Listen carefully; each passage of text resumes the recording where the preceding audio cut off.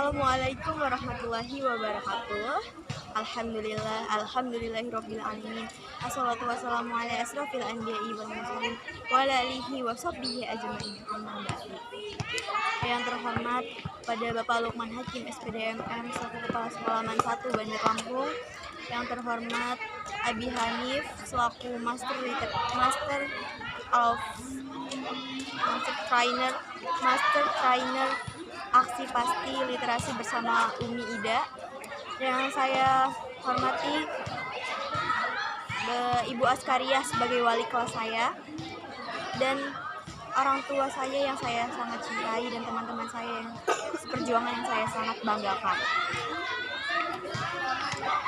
Sebelumnya perkenalkan, nama saya Maulaya Asri dari kelas 10-4, ingin mempresentasikan tentang lingkungan hidup.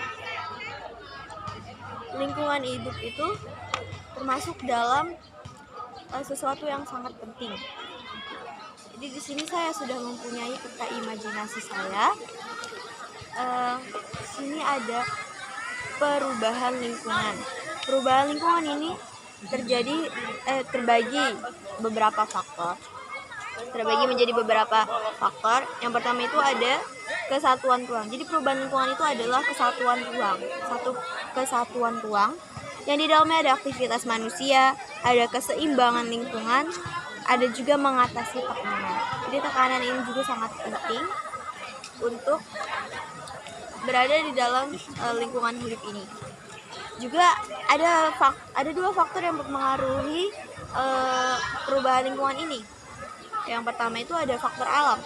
Faktor alam itu misalnya tsunami, banjir, dan lain sebagainya. Dan ada juga faktor manusia. Faktor manusia ini melingkupi penebangan hutan, terus bangunan industri, dan lain sebagainya. Dan selanjutnya ada pencemaran lingkungan. Jadi pencemaran lingkungan ini di dalamnya terdapat hal-hal yang dapat merusak lingkungan. Pencemaran. Yang pertama itu ada limbah. Limbah ini sangat merusak pencemaran lingkungan, karena dia bisa mencemari lingkungan.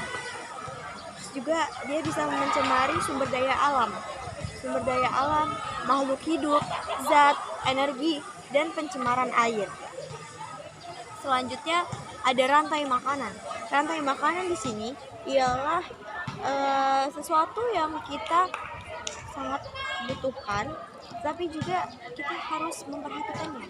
Seperti ada makanan yang sulit terurai lingkungan, ada yang berada di tanah, air, tumbuh-tumbuhan, genetik, ataupun gen. Selanjutnya ada penanganan limbah. Nah, penanganan limbah ini juga sangat penting untuk kita pelajari, karena kalau bukan kita yang menjaga limbah, siapa lagi? Ya, penanganan limbah dibagi menjadi dua, ada limbah cair dan limbah padat. Limbah cair ini melingkupi non teknis dan teknis. Jadi ada limbah domestik. Domestik itu seperti apa ya? Jadi seperti itulah ya.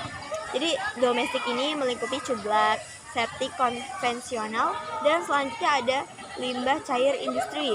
Nah, limbah cair industri ini melingkupi sistem setempat, sistem ke pusat. Dan selanjutnya ada limbah padat. Limbah padat ini melingkupi sampah anorganik, sampah non-domestik, padat non-domestik, sampah organik, dan padat domestik. Jadi contohnya seperti sampah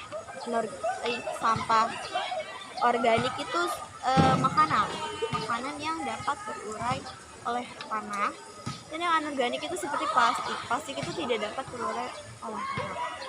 Oke.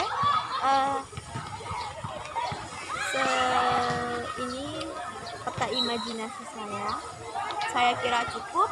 Mohon maaf bila ada kesalahan kata. Dengan Allah saya mohon ampun. Wabillahi taufiq wal hidayah. Wassalamualaikum warahmatullahi wabarakatuh.